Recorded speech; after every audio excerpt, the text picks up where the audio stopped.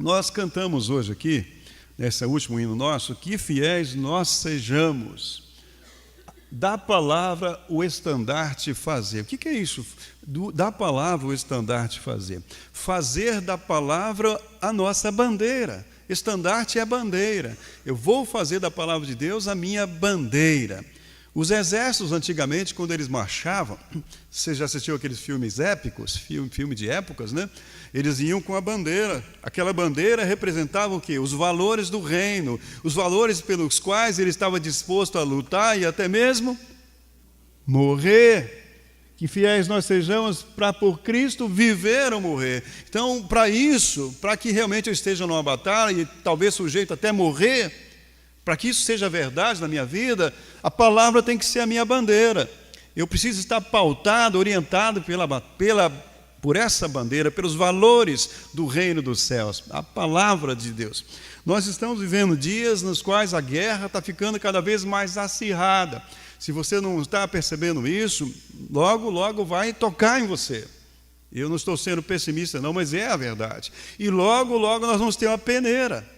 Porque uma das coisas que faz com que o povo de Deus seja selecionado, quem é ovelha e quem é bode mesmo, é a perseguição. Quando vem a perseguição, quem é bode não vai querer pagar preço nenhum, meus irmãos. O bode vai pular fora, vai dar cabeçada, vai quebrar a cerca, vai pular fora. Só ficarão as ovelhas.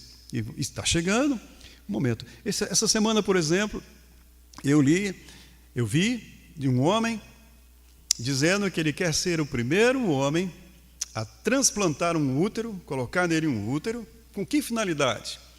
Primeiro o trans, que recebeu um útero, e depois praticou todo tipo de sexo ilícito, de qualquer forma, fiz tudo quanto é coisa imoral, e ele faz questão de falar isso, que fiz todas as imoralidades que eu podia, e em outras palavras, ele fala isso, mas para quê? Para ficar grávido, com uma finalidade, sabe qual? Abortar. Ele quer ficar grávido, um homem quer para abortar, para depois esfregar esse aborto à cara de quem? Nossa, aqueles que ensinam e creem que o aborto é pecado. Então, irmãos, é a batalha que nós enfrentamos nos nossos dias.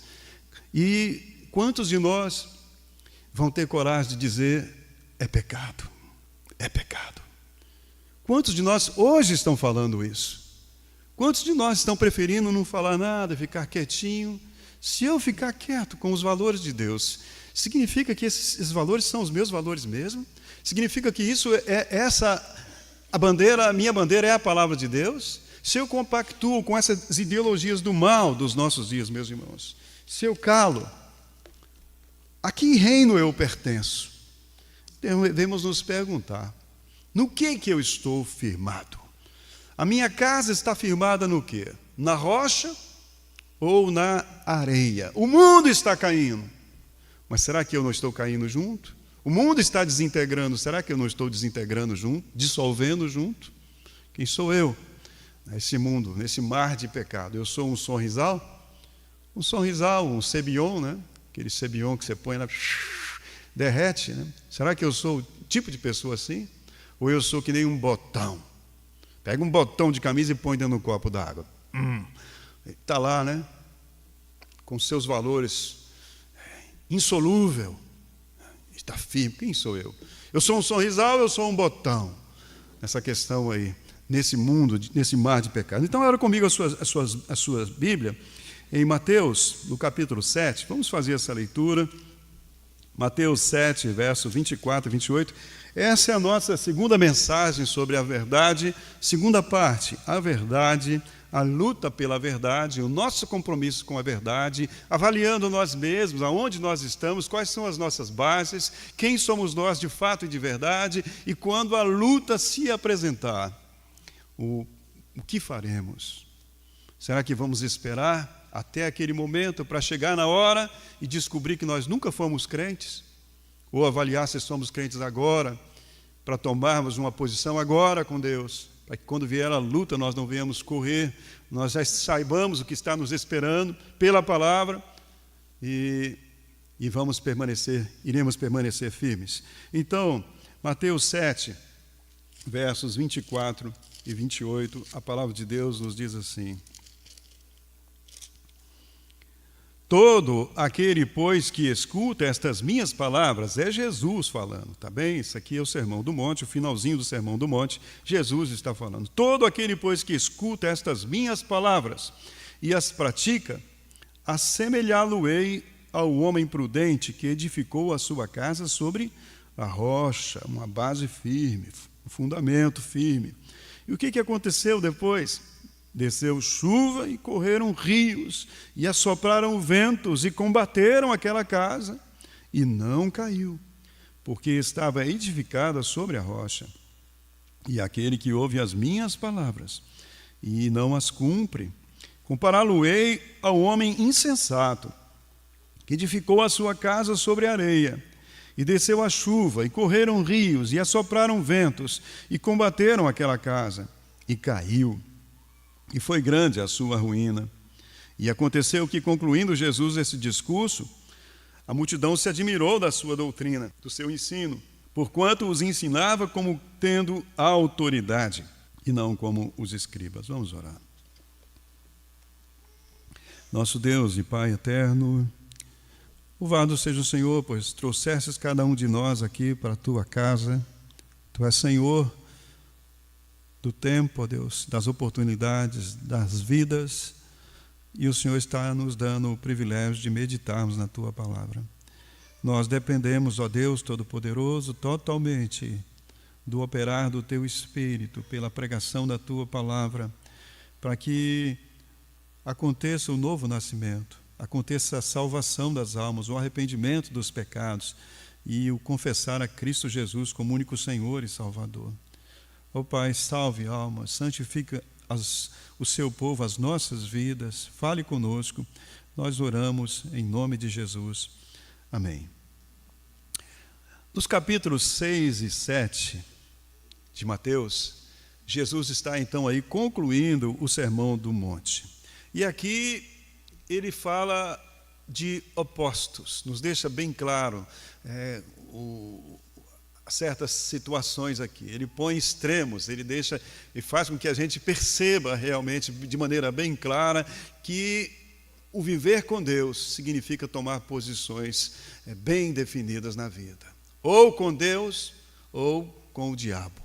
Ele deixa isso bem claro mesmo. Então, no capítulo 6, do versos de 1 a 6, Jesus fala de sinceridade contrastada com a hipocrisia. Hipocrisia e sinceridade em que situação? Na hora que você for dar esmolas, que a sua mão direita não fique sabendo que a sua mão esquerda fez. Não dê esmola para que os outros vejam, porque algumas pessoas naquele tempo tocavam a trombeta. Quando ele tocava a trombeta, todo mundo olhava, ele jogava esmola para os pobres, para que todo mundo pudesse aplaudir o que ele estava fazendo. Já pensou que absurdo isso? Toca a trombeta, e aí todo mundo olha, o que está acontecendo? Aí está ele lá, bonitão, aí ele joga umas esmolas para os pobres, e todo mundo... Isso é hipocrisia. Né? Então ele ensina sobre isso, fala esse contraste de você fazer alguma coisa, de não com hipocrisia, mas com sinceridade, ao dar esmolas, ao orar também. Cuida da motivação do seu coração quando você for orar em público, e por que você está orando, qual é a sua intenção mesmo. E também ao jejuar. Ele fala de sinceridade e hipocrisia, porque os hipócritas ficam dizendo para todo mundo que está jejuando. Então ele não está fazendo aquilo para Deus, é uma falsa espiritualidade. Mas quando você vai jejuar, só você e Deus que precisam ficar sabendo. Então ele fala desses contrastes aí. No capítulo 6, versos 22 a 23, ele faz um contraste entre luz e trevas, chamando a atenção para a consequência da visão que nós escolhemos para a vida. Se a luz que há em ti for em trevas, quão densas serão essas trevas? Os seus olhos são a sua luz. Aquilo que você coloca os seus olhos está trazendo para você uma direção para a sua vida. Então toma cuidado com isso. Para onde você está enveredando? Num caminho de luz através do seu olhar ou num caminho de trevas? Contraste também, bem claro, deixa bem claro, bem nítido para a pessoa saber onde que ela tem que se posicionar. Não existe meio termo, existe sempre posições definidas. Capítulo 6, no verso 24, agora Jesus fala da impossibilidade de você servir a dois senhores. Servir as riquezas e a Deus não vai funcionar. Você tem que saber quem você vai servir, quem será o Senhor da sua vida. O dinheiro, a sua confiança estará no dinheiro ou estará de fato em Deus? E no capítulo 7, entrando no capítulo 7, versos 13 e 14, Jesus apresenta o caminho da perdição em oposição ao caminho estreito da salvação, o caminho largo e o caminho estreito. E ele dá uma ordem. Qual a ordem que ele dá? Entrem. Ele não deixa nenhuma dúvida, ele está ordenando: entre pela porta estreita. A porta estreita, você não vai achar muitos dos seus amigos indo por ela. Não espere os seus amigos, não espere os seus parentes. Entre, você que está ouvindo, entre pela porta antes que a porta se feche.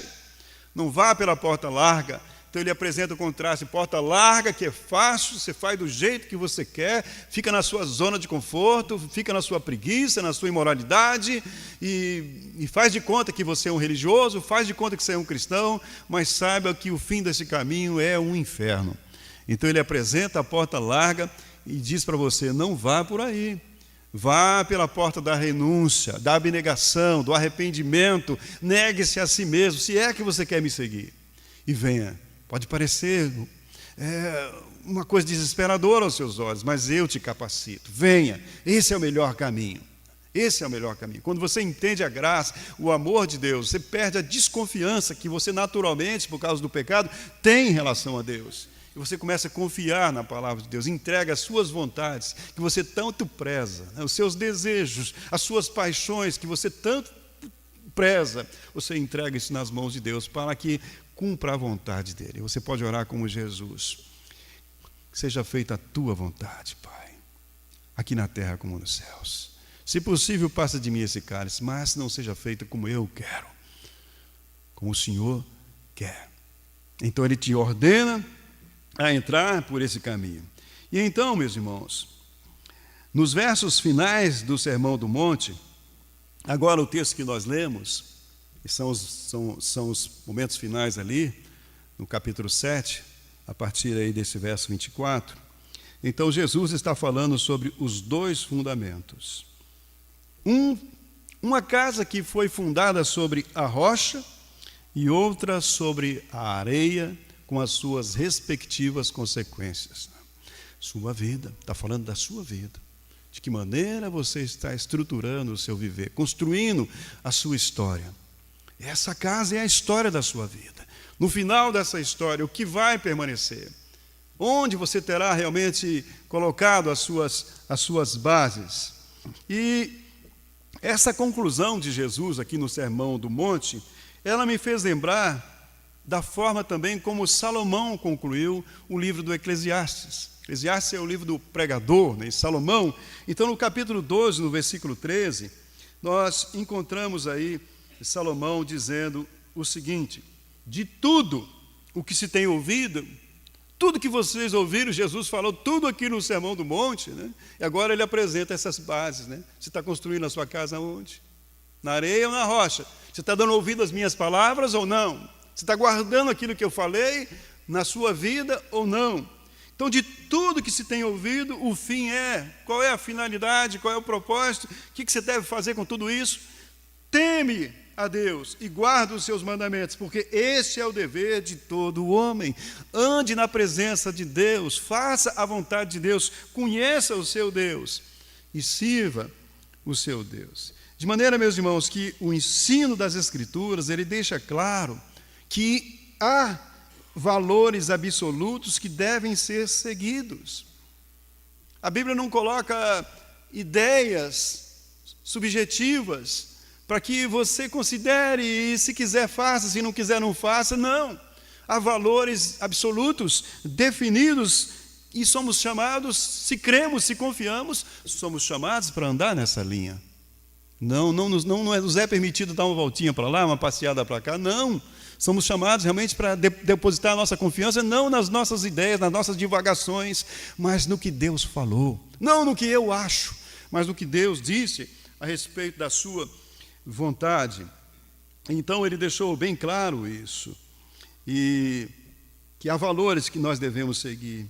E quando a vida terminar, acreditando ou não, cada um irá prestar contas a Deus.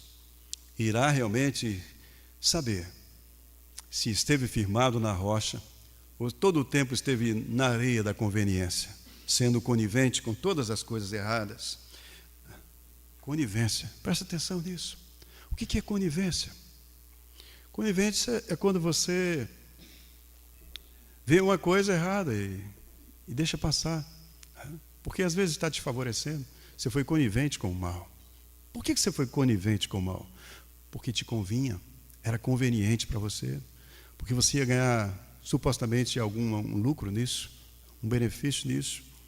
Então, significa que você não tinha valores firmes, você era flexível, sua casa não era na rocha, sua casa era na areia movediça, podia afundar aqui, afundar ali, conforme a situação.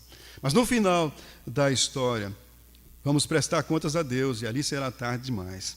E nesse texto, falando sobre o resultado final da vida, se o seu futuro será um sucesso ou se será um fracasso, Jesus afirma que o sucesso ou um fracasso, muito longe do que os homens pensam, isso está na dependência de você escolher a prudência durante a sua vida ou a insensatez com relação ao dar ou não dar crédito à palavra dele, a ele. Fui sensato ou fui insensato no que diz respeito a crer em Jesus ou não ter crido no Senhor Jesus? E quais são, meus irmãos, as características da prudência e da insensatez? Como saber isso? Para ter uma noção melhor se sou uma pessoa prudente, se sou uma pessoa insensata. Provérbios 22:3 nos diz assim: o prudente, o que prudente faz? O prudente vê o mal e se esconde. O prudente vê o mal e ele não se dá por garantido, não, vou lá enfrentar de qualquer... Não, ele se protege, ele foge do mal, ele escuta o aviso e ele dá ouvidos ao aviso que estão dando para ele. Olha, o salário do pecado é a morte. E ele, opa, peraí, negócio de morte, o bicho vai pegar mesmo, né? Deus é o justo juiz, Deus é um fogo consumidor. Então, ele abre os olhos, ele vê o mal, ele toma uma atitude em relação à sua conduta. Mas o simples, quem é o simples? O simples é um insensato, o ingênuo. O insensato passa adiante e sofre a pena. Ele se dá por garantido, ele se dá por seguro e vai lá e de qualquer maneira e vai e cai no buraco. O outro escutou o aviso, cortou, volta. Mas ele foi lá, é um insensato.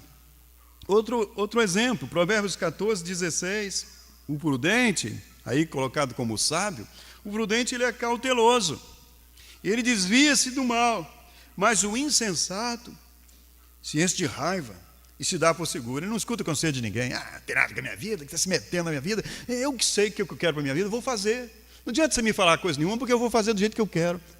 É um insensato, ele não escuta ninguém, ele fica com raiva quando alguém fala alguma coisa para ele.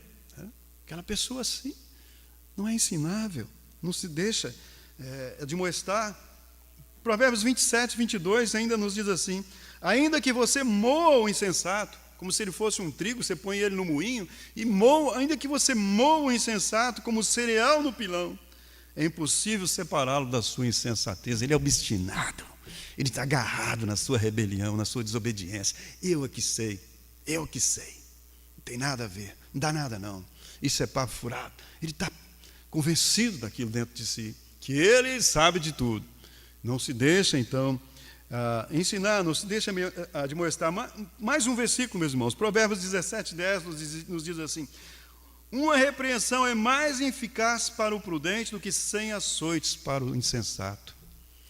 O prudente, uma varada nele, ele já desperta logo, porque essa é a intenção da disciplina. A intenção da varada é realmente mostrar para a criança as consequências dos seus atos antes que seja tarde demais, porque às vezes ela não tem condições de associar ainda o que ela está fazendo ao mal que vai produzir lá na frente. E se você esperar muito tempo, ela não vai entender isso. Então a intenção da vara não é vingar a criança pelo mal que ela fez, não é isso não.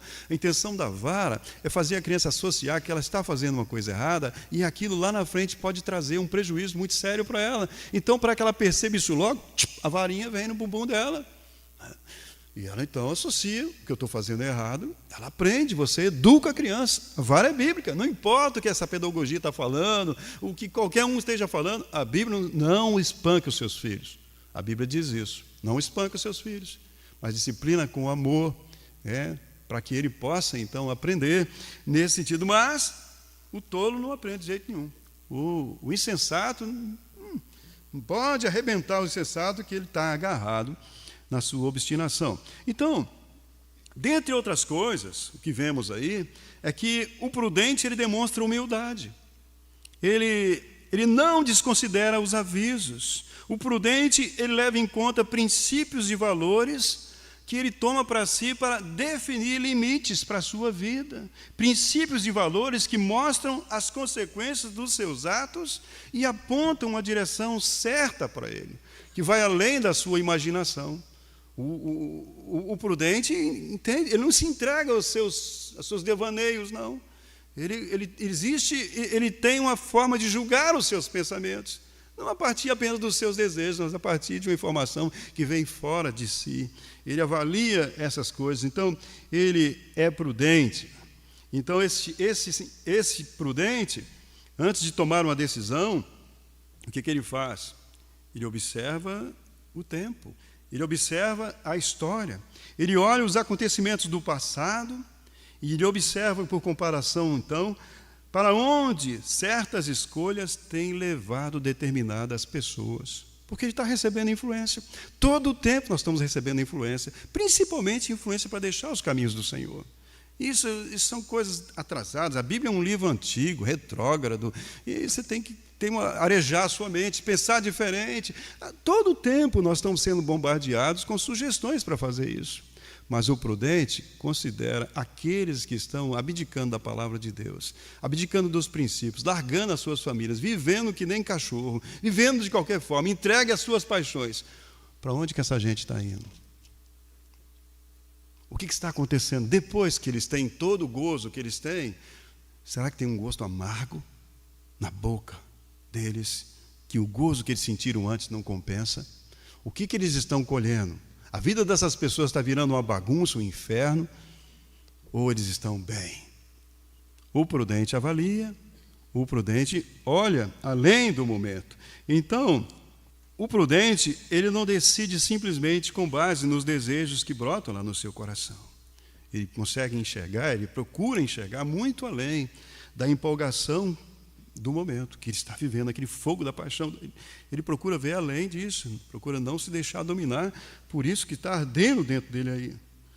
Agora, por outro lado, o insensato, esse é obstinado, ele é teimoso, ele não se deixa ensinar, ele dispensa a prudência e ele acaba fazendo de si mesmo o quê? Acaba fazendo de si mesmo um cobaia. Considerando-se sábio, o insensato comete muitas loucuras. Ele acha que ele é sábio, que ele tem o conhecimento e acaba se machucando e machucando a vida de muitas pessoas. Além disso, o insensato acha que fazendo de qualquer forma, não escutando ninguém, ele está sendo independente, se rebelando contra os ensinos da palavra de Deus. No entanto, o que ele está fazendo? Ele não está sendo independente de coisa nenhuma. Ele está apenas mudando a fonte da sua dependência. Porque você sempre será dependente de alguma coisa. Você sempre será influenciado por alguma coisa. Ou é pela palavra de Deus, ou pelo mundo, meus irmãos. Mas sempre, você nunca será original, nunca será autêntico. Nós sempre estamos copiando alguma coisa. É a verdade. Se formos humildes, nós vamos ter que admitir isso. Essa é a realidade de todos nós. E o que estará acontecendo com ele é que ele estará trocando a fonte da palavra de Deus, a fonte que apresenta valores definidos, valores provados ao longo do tempo, a fonte que apresenta valores que apontam para um futuro com promessas, um futuro com esperança, estará trocando essa fonte por uma fonte de influência inconsequente, uma fonte que quebra os padrões, quebram as bases, e cujo fim é a solidão, a amargura e o desespero. E os que agem assim são aqueles que constroem as suas casas na areia.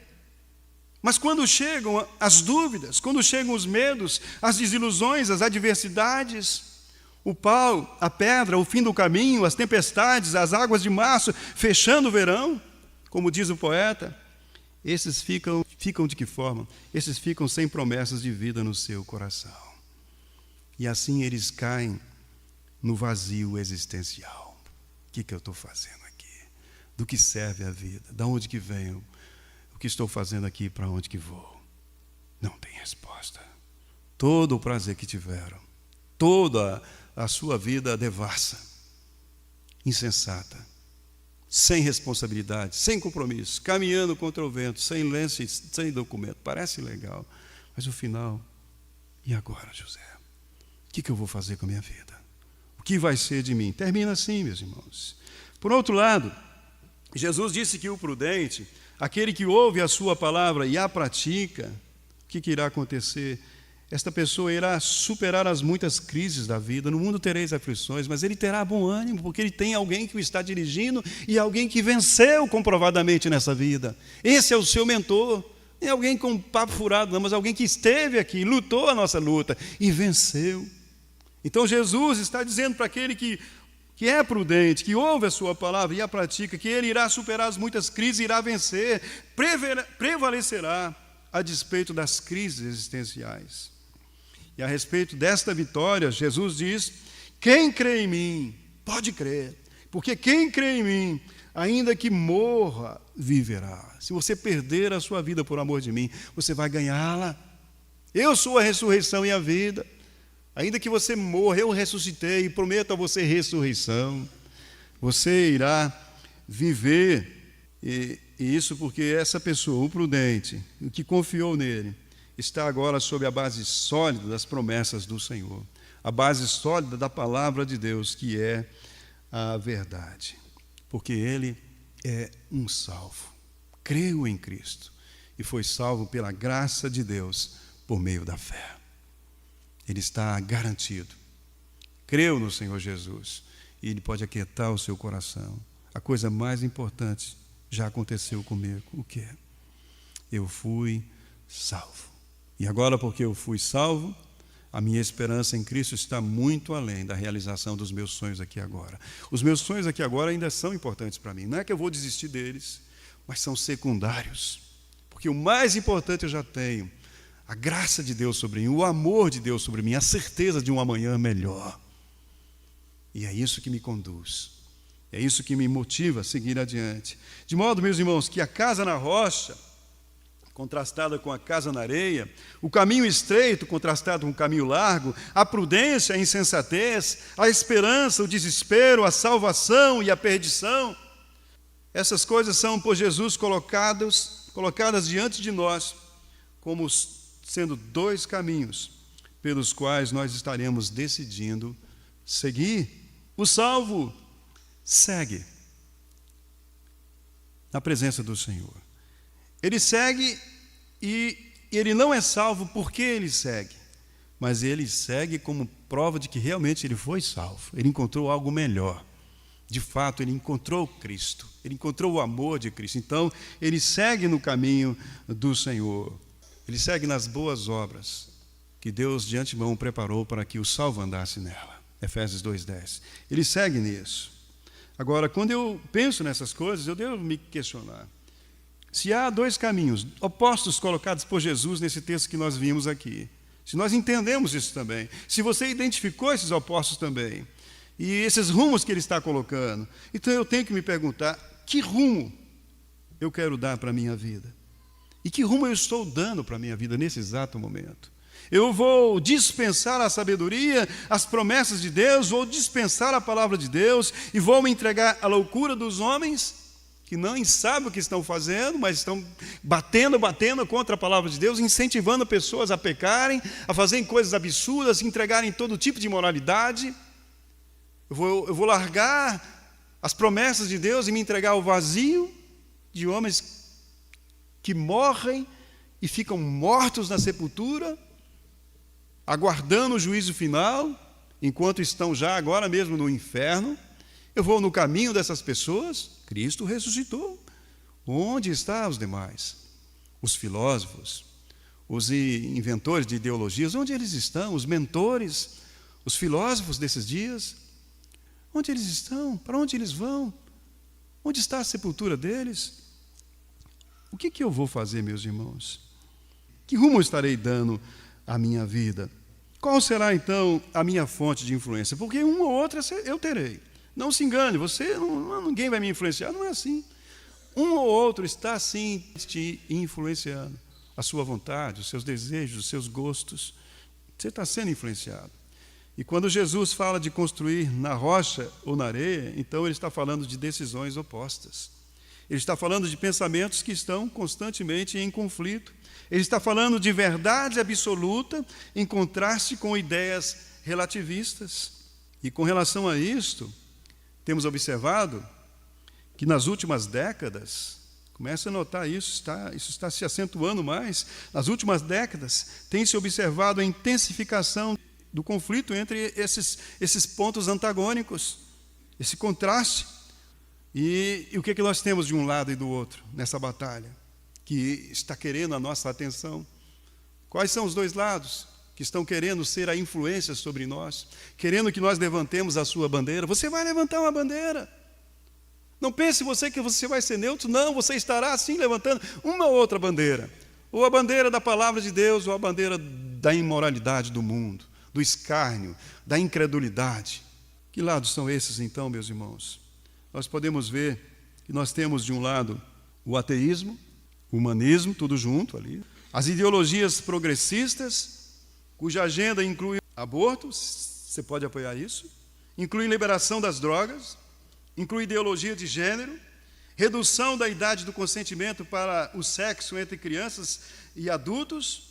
E não sei se você sabe, existe uma batalha em vários lugares do mundo, na intenção de que a idade do consentimento passe para 12 anos e depois baixe para 8 anos, para que uma criança de 8 anos possa dar consentimento, e aí o cara não é mais considerado um pedófilo, porque a criança permitiu. Há uma luta. Essas ideologias que estão aí, satânicas, estão atrás disso mesmo, de demolir os valores, de demolir todos os valores, para que a vida humana se torne uma anarquia. A intenção é destruição mesmo. O nosso inimigo ele veio destruir, e ele está, nos últimos tempos, sabendo que os seus dias estão contados, ele está furioso. A Bíblia diz, ai da terra, porque ele desceu aí.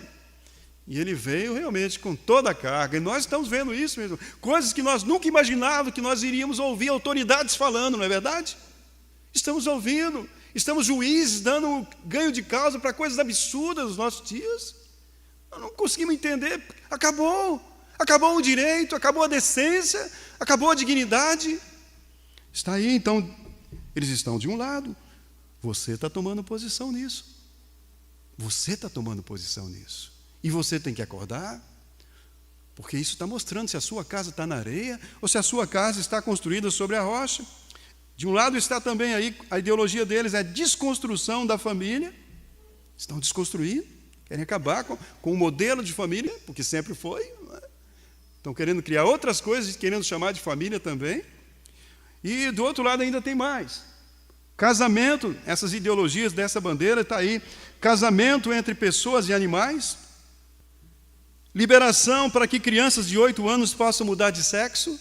Crianças possam entrar lá na justiça com 8 anos, nem sabe o que é a vida, não sabe nada.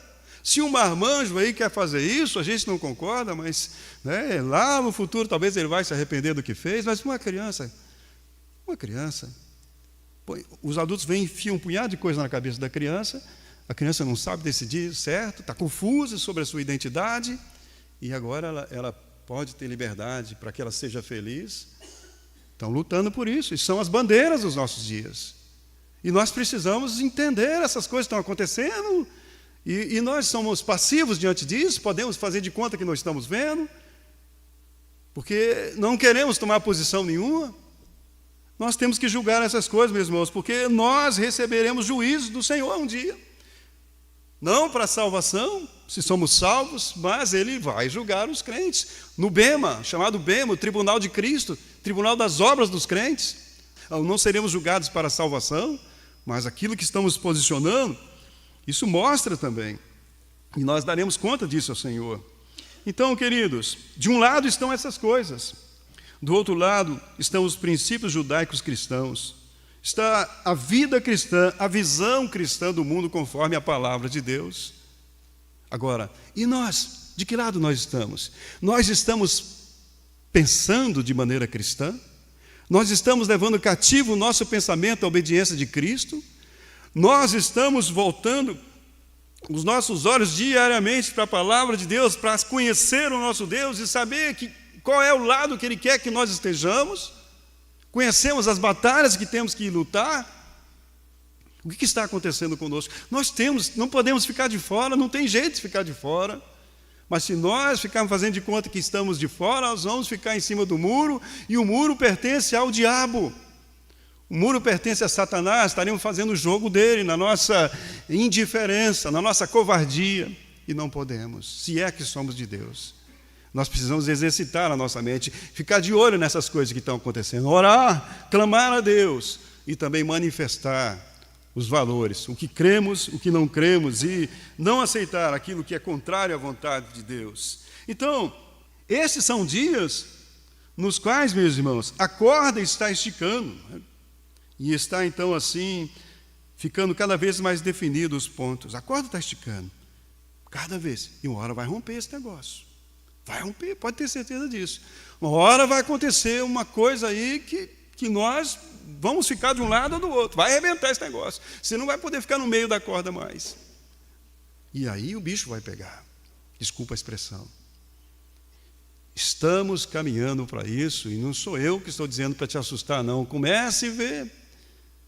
Comece a perceber e ouvir o que as pessoas estão falando sobre as tensões que estão no mundo, o que pode acontecer em curto espaço de tempo. Então está ficando cada vez mais difícil você ficar neutro nessa situação. E mais cedo ou mais tarde, irão colocar você contra a parede, irão perguntar a você de que lado você está. Irão te fazer essas perguntas. E o que você irá confessar? O que você irá confessar? Jesus disse que a boca fala do que o coração está cheio. O seu coração está cheio de convicção de que a palavra de Deus é a verdade e você deve seguir a palavra de Deus, doe o que doer, custe o que custar. O seu coração está cheio dessa convicção? Você crê que a palavra de Deus é a verdade e está disposto a se comprometer com essa verdade, ainda que te custe a vida, te custe um alto preço? Na hora que a corda arrebentar, você vai ser confrontado. Você está preparado? O que a sua boca vai revelar a respeito do seu coração? Como está o seu coração nesse exato momento, meus irmãos? Se você for apenas um religioso de tradição, o que você irá fazer? Facilmente você vai descartar a vida cristã. Facilmente você vai dizer, eu nunca fui radical, né? Não sou praticante, né? Não é bem assim, né? Comigo não, cara, eu sou light. Pode me deixar sossegado aqui que eu não vou criar problema para vocês, não. Eu sou ecumênico, eu sou isso, eu sou aquilo. Qualquer palavra que venha que facilite a sua vida, impeça você então de sofrer por causa de alguma convicção. Jesus disse, porém, em Mateus 12:30, o quê? Ele não deixa dúvida para nós. E Ele não deixa opção que não seja o compromisso. Quem não é comigo, não quer dizer que é mais ou menos comigo, não. Quem não é comigo, é contra mim. E quem comigo não ajunta, espalha. Na hora que arrebentar a corda, ele vai espalhar. Ele vai pular lá do outro lado. Pode ter certeza disso. Quem não vem para o meu lado, vai para o outro lado. Na hora que o bicho pegar, ele vai correr para o outro lado, porque ele não tem compromisso, ele não tem a fé, ele não tem a esperança, ele não crê que o viver cristão vale a pena ser fiel até a morte, porque ele não tem a esperança da coroa da vida. Isso não vale nada para ele. A vida eterna não tem valor para ele, porque ele está em Cristo, enquanto ele acha que a sua religiosidade vai dar alguma coisa material para ele. Um bom casamento, uma boa casa, saúde. Não que essas coisas sejam erradas, mas ele está com Cristo simplesmente pensando aqui. Ele é um infeliz, segundo o apóstolo Paulo em 1 Coríntios 15:19. É a Bíblia. 1 Coríntios 15:19 diz isso. Se esperamos em Cristo só nesta vida, as coisas materiais, somos os mais infelizes de todos os homens. Por quê? Porque nós não entendemos ainda o que é o cristianismo. E não entendemos, então ainda não entregamos a nossa vida a Cristo para ser dele, dê o que der. Não entregamos ainda, não somos salvos ainda, porque não entendemos as promessas do Senhor. Então, meus queridos, quando olhamos para aquilo que Jesus diz em Mateus 12:30, podemos perceber que não há meio termo. Portanto, você precisa saber agora mesmo, qual é a verdade. Existe uma verdade? Se existe, qual é a verdade? E precisa também saber qual é a sua verdade. Eu já encontrei a verdade ou eu ainda não tenho convicção de que a palavra de Deus é a verdade? Qual é a minha realidade agora? Para que eu não me assuste depois. Agora é o tempo. Hoje é a oportunidade. Se hoje ouvires a sua voz, não endureçais o seu coração. Faça uma avaliação honesta a respeito daquilo que você tem escutado em todos os anos que você tem estado dentro da igreja, se é que você ainda tem dúvidas da sua comunhão com Deus. Vale a pena? O que o outro lado está mostrando para você que é tão sedutor assim? Que esperança você tem do outro lado? Você compactua com a morte de inocentes, com matar, com enfiar uma tesoura no útero da mulher e cortar os pedaços de uma criança lá dentro e puxar um pedaço da perna, um pedaço. Você compactua com isso? Em sã consciência, você pode concordar com isso? Será que há uma verdade definida sobre a qual a sua vida está firmada? Uma verdade que orienta as suas decisões? Existe isso definido lá dentro de você? Existe uma verdade e a minha vida é pautada por essa verdade, é orientada por essa verdade. Eu sigo esse caminho, não sigo as minhas vontades que surgem loucamente na minha mente. Não, existe isso para você, um padrão internalizado no seu íntimo e você se submete a esse padrão? Queridos, nesses tempos do fim, tempo de guerra aberta, declarada contra a verdade, declarada contra o cristianismo, quanto tempo nós iremos resistir? Quanto tempo será que nós vamos permanecer de pé? A nossa casa vai permanecer de pé. Tudo está demolindo. Olha à sua volta, tudo está caindo. O seu avô nunca imaginava que iria... O seu bisavô, o seu tataravô nunca... Se você contasse isso hoje para ele, ele dizia, eu não acredito. Ele nunca acreditaria que nós chegaríamos no ponto que nós chegamos, porque está tudo demolindo, tudo caindo por terra, tudo está acabando, meus irmãos. Mas e nós? Quanto tempo a nossa casa permanecerá de pé? Queridos, quanto tempo nossas famílias irão resistir se nós não nos comprometermos abertamente e firmemente ao lado da verdade? Se agora nós não assumirmos um compromisso aberto, explícito, declarado diante de todos, de tudo e de todos, dos valores que nós cremos, se nós não estivermos vivendo isso e pregando isso, quanto tempo as nossas famílias ainda irão permanecer, meus irmãos? Se nós não assumirmos esse compromisso, daqui a pouco, então, não restará nenhum vestígio de cristianismo na sua família. E sabe o que mais? Se você mesmo não se comprometer, daqui a pouquinho não restará nenhum vestígio de cristianismo na sua igreja. A nossa grande preocupação aqui nesta igreja local, Igreja Batista Bereano de Jaraguá do Sul, e depois que nós morrermos? O que será dessa próxima geração? Os nossos jovens, nossos adolescentes que estão aí, onde que a cabecinha deles estão? Será que nós já conseguimos passar o bastão para eles? E se não conseguimos, a culpa é de quem? Como é que nós estamos vivendo essa verdade agora? Qual a evidência que nós estamos dando para eles de que nós temos um compromisso firmado com o Senhor? Que preço que nós estamos pagando?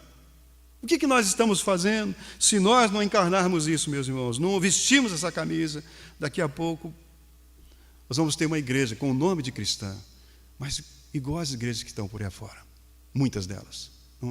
Cada um vai prestar conta de si, não estou julgando todas as igrejas, mas muitas já estão assim há muito tempo.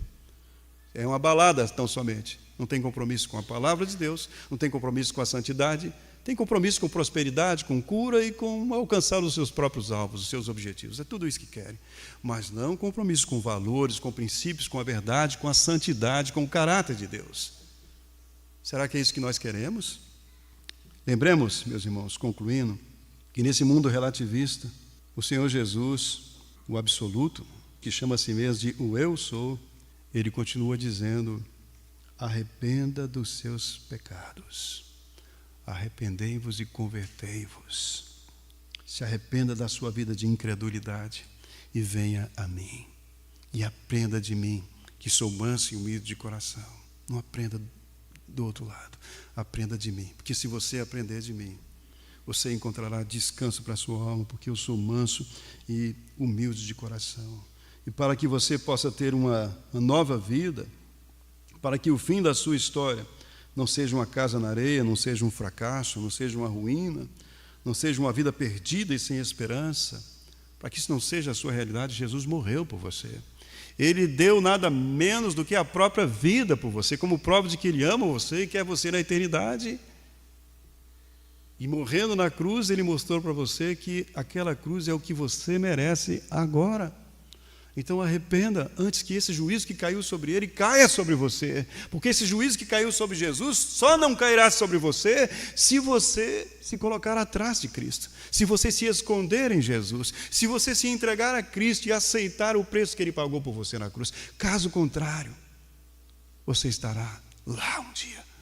Hebreus 2:3 diz assim. Está aí na sua Bíblia. Hebreus 2:3, tome nota disso. Como escaparemos nós se não prestarmos atenção nessa tão grande salvação que vem da cruz? Se você não se entregar ao Cristo da cruz, o juízo que caiu sobre Ele cairá um dia sobre você, porque você não creu na salvação que Ele providenciou, não reconheceu que a pena que Ele sofreu era a sua pena, você não se viu como um condenado, você apostou em que não vai dar nada não, é nada disso, é mentira, isso é ameaça. Você apostou na indiferença de Deus em relação aos seus pecados. Então sofrerá as consequências do juízo. Então arrependa hoje, meus queridos. Lembre-se que o dia da sua salvação é hoje, não é amanhã. Por quê? O amanhã não te pertence. Você não sabe se estará vivo amanhã. Então, dia de você arrepender e realmente tomar uma posição nessa batalha que está cada vez mais definida nos nossos dias, cada vez mais clara. O dia é hoje. Amanhã, infelizmente, o Senhor Jesus estará dizendo para aqueles que, a despeito de todo o aviso, foram insensatos, se colocaram, no vez do lugar do prudente, no lugar do insensato. Jesus estará dizendo para eles: olha, vocês se construíram nas casas na areia, apartai-vos de mim. Apartai-vos de mim, malditos, para o fogo eterno, preparado para o diabo e seus anjos. É isso, tão somente isso. No entanto, hoje, meus irmãos, hoje você está sendo avisado. Hoje você está sendo chamado para tomar posição não ao lado do pecado, não ao lado do mundo, não ao lado da indiferença, mas está sendo chamado para tomar posição ao lado da verdade. Da verdade. Mateus 10:32. Portanto, todo aquele que me confessar diante dos homens, também eu o confessarei diante do meu Pai que está nos céus. Mas o versículo seguinte, que eu não coloquei na tela, porque eu não quero que fique na sua mente uma visão negativa, mas eu quero que você veja a esperança e não o desespero. Mas o versículo que vem seguinte, o versículo 33, diz assim: mas aquele que me negar perante os homens, eu também o negarei perante o meu Pai que está nos céus. Por quê? Porque quando você nega os princípios do Senhor, a palavra de Deus, você está construindo a sua casa na areia, você está tomando posição ao lado de todas essas ideologias bem definidas dos nossos dias. Você está tomando posição. Quando você põe a sua casa em cima do muro, também está na areia, não está na rocha, porque Ele está te chamando e você precisa dar ouvidos hoje. Portanto, todo aquele que me confessar perante os homens, eu confessarei perante o Pai que está nos céus. Confesse a Cristo hoje. Tome a posição hoje. Arrependa dos seus pecados. Entenda que vale a pena. Se você tiver que sofrer, é só um pouco. Ele disse: não temam, gente. Não temam aquele que mata o corpo de vocês, mas não pode matar a alma. Não pode matar a alma. Não temam esses. Temam aquele que tem o poder para lançar vocês no fogo do inferno. E quem é esse? É Ele mesmo. É o próprio Deus. Então Deus está mostrando para nós, o mundo está se configurando, está se definindo, posições bem claras estão sendo tomadas, está diante dos nossos olhos, mas qual será a sua bandeira? Creia em Cristo e será salvo, tu e tua casa. Vamos orar. Nosso Deus e Pai, nós te louvamos porque a verdade veio a nós clara. Os seus servos no passado disseram: vimos a sua glória, com a glória do unigênito do Pai. Louvamos o Senhor, ó Deus. Cristo viveu entre nós uma vida santa, entregou voluntariamente a sua vida por nós em sacrifício na cruz, foi sepultado, tendo morrido em nosso lugar, foi sepultado, ressuscitou ao terceiro dia e foi visto, Deus, por mais de 500 pessoas,